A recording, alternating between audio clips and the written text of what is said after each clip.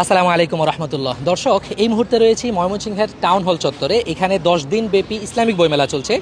ইত্তেফাকুল উলামা বৃহত্তর ময়মনসিংহের পৃষ্ঠপোষকতায় সিরাত কেন্দ্রের আয়োজনে এমন অসাধারণ আয়োজন এখানে অনুষ্ঠিত হচ্ছে। আলহামদুলিল্লাহ, ময়মনসিংহ ইসলামী বইমেলা গতবারের তুলনায় এবার হচ্ছে একটু ভিন্ন রকম।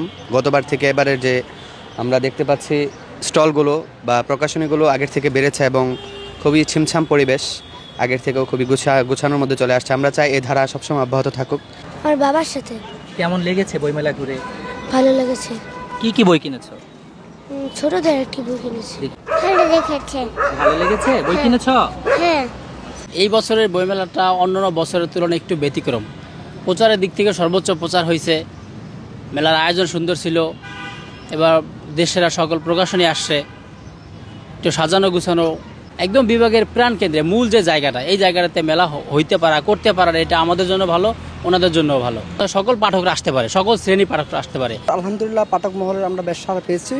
গত বছরের তুলনায় এবছর আরও নান্দনিক পরিবেশ, এবং আমার কাছে সবচেয়ে বেশি ভালো লেগেছে যে প্রচারণার যে একটা মাধ্যম ছিল সেটা যথেষ্ট পরিমাণ করেছে।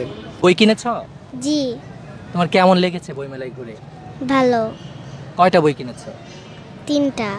বিভাগীয় শহরে এমন অসাধারণ আয়োজন, যেটা উলামায়ে কেরামের সরাসরি তত্ত্বাবধানে পরিচালিত, ময়মনসিংহ অঞ্চলের জন্য এটা একটা বিশেষ রহমত। এই অঞ্চলের মানুষ এই বইমেলা থেকে যেমনইভাবে উপকৃত হচ্ছে, ঠিক একইভাবে ইত্তেফাকুল উলামা বৃহত্তর ময়মনসিংহের আরও নানা আয়োজনের মাধ্যমেও তারা কিন্তু উপকৃত হচ্ছে। সেই সাথে সিরাত কেন্দ্রের প্রতিও এখানে যারা দর্শনার্থী রয়েছে, পাঠক রয়েছে, তাদেরও বিশেষ কৃতজ্ঞতা আমরা দেখেছি। ময়মনসিংহের টাউন হল মোড় থেকে মাহমুদ আবদুল্লাহ, MBA টাইমস।